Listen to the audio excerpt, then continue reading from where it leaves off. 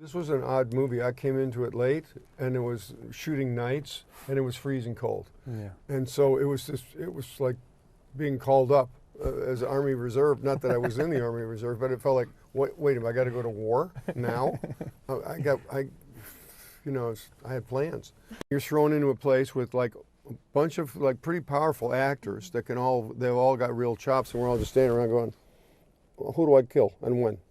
So it was fun to be in that situation, and it was when you get in a job like this, you have to serve. It's like a service job. You got to come in, and you got to deliver. You got to really deliver, because you don't have a lot of. It's an art film, so it's not like we're blowing a lot of money shooting over and over. You got to get it, and because it's the intensity and there's some limited space, you got to make sure everybody's taken care of. Like you got to try to make the other people look good too. That's what I always was taught was the job anyway. Well, it was a very polite group except for Bill. But I think that's why, we all like Bill for not being polite. He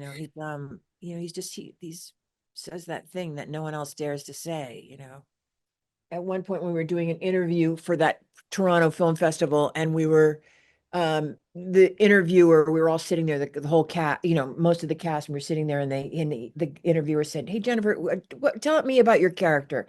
And I started to go into great lengths of explaining who Ruth was and everything. And then I finished, and Bill goes, "Tell me about your character. I don't want to hear. Why do we have to hear about your character, Jennifer? Who are your character? Yeah, with the character."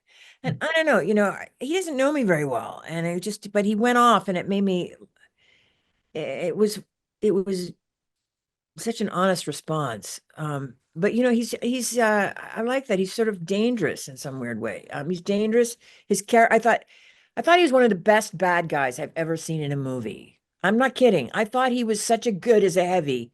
He could have such a career playing these bad guys, because he really is a brilliant actor, and he's really good at playing someone bad. How do you prepare yourself for it? You have to, I think we got a bunch of real actors in this movie, and real actors don't, there was a time when my agent won't let me take a job that's, I only get paid this much, or something stupid like that, or a name director or something ridiculous. Real actors go like, "Where's the stuff? Show me the script. What have I got? What is there to do? I don't care what the money is. I want to do the good stuff, because, here I am this far out in my life, my career, and it's like, when I look back at the movies, I'm like, that one was good, that one was good, that one was good. And it wasn't because the money was right or the name was right. It was because the script was right. And that's how you. That's what you leave behind, is the choices you make of the films you do. I loved the fact that Marina was actually scripted to be French, and then Dido decided to make her Italian, which made me very proud of myself.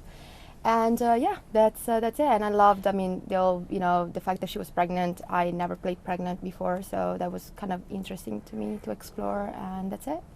Let's not forget that Jennifer Coolidge kind of steals the movie. Oh my God, Jennifer Coolidge. We've done is... this whole interview without talking about She does. the person who just, every single thing she says, she murders. Really funny. Absolutely murders in this thing. It's fantastic. Yeah.